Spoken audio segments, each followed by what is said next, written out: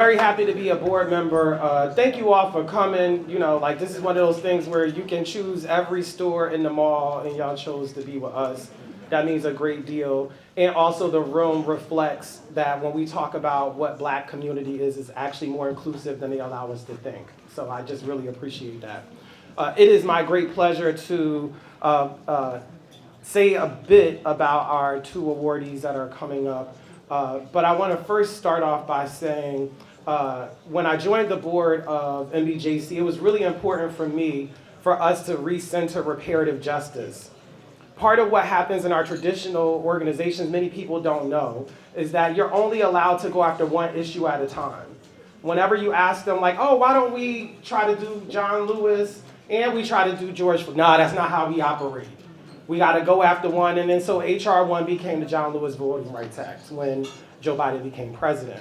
And what we learned is that it didn't happen. And so part of what MBJC has been really committed to is reminding people that many of the folks would still be alive, like Miss Breonna Taylor, Mr. George Floyd, a little boy named Tony McDade, still alive, Sandra Bland, if there was reparative justice at a foundation, rather than us thinking about these Band-Aids that respond to what is happening in the present. And I say that as context to talk about two very special people, I think, for our community, but also for the world. And it gives me great pleasure to say we had already thought about doing this before events unfolded. So it also is just like straight up genuine, But in light of events, it makes it even more urgent that these two people understand how loved they are, how remembered they will be and already are. First, I love numerology.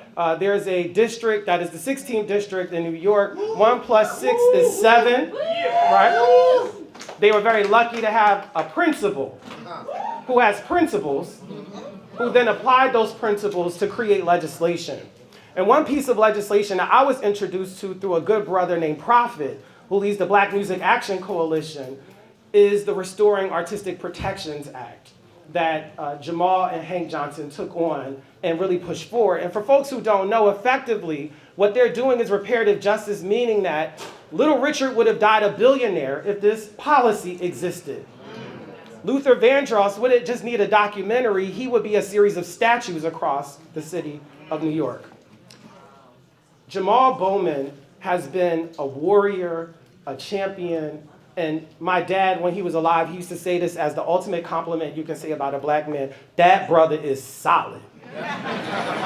He is a solid Black man who loves Black people, who loves Black things. And when it became time to bring a core of members together, which for folks who work in the space know, it's not easy to do that. Not because they don't want to, but because there's so much going on at any given point. And these folks all joined together to be in one voice to offer up the first ever joint congressional briefing before their own peers that said, here's a slate of legislation, some of which I sponsor, some of which white people sponsor. But why aren't we talking from that place? And so please join me in welcoming to the stage the legendary Congressman of the 16th District, Principal Jamaal Bowman.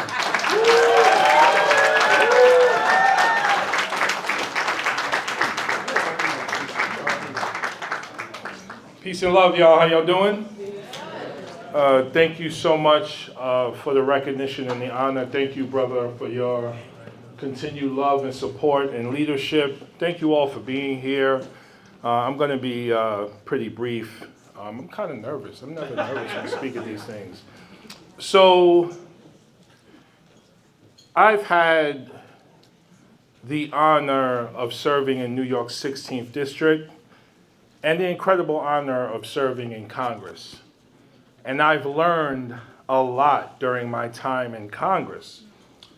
And what I learned, one of the things I learned, is how important it is for us to continue to do everything in our power to build more and more power. Because legislation and people move in Congress based on who has the money and who has the power. And me and my sister Corey will forever be linked as a result of how we served in Congress, but also as a result of more money being spent against us than was ever spent against anyone in United States history to win congressional seats. And you know why they had to spend that money? Because Corey and I are incredibly freaking powerful. See, Angela, I said freaking. I didn't say the F word. And Corey and I's power don't come just from us. It comes from our communities, our district, our churches, our mosque, our people, and everyone in this room. So we will not be remembered because, God willing, we will remain alive for a very long time. And we still have a lot of work to do. So I'm excited to be in closer proximity and partnership with you as I live and build my next chapter. And you thought we were outspoken while in Congress. Now we ain't got no handcuffs or nothing holding us back of what we could say, what we could do, and where we can go. Our district just became a global district. It is the United States of America. It's the hoods in the Bronx and St. Louis and Compton and LA. And it's the hoods in Gaza, the Sudan, the Congo, Haiti, and Central and South America. So if you haven't noticed, I've been in the gym.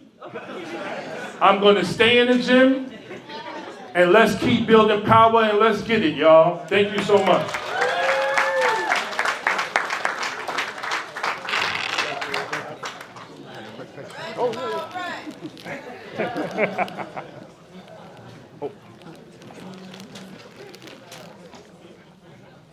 I'm not used to getting flowers. I don't know how to hold them. Got it. Thank you, of course.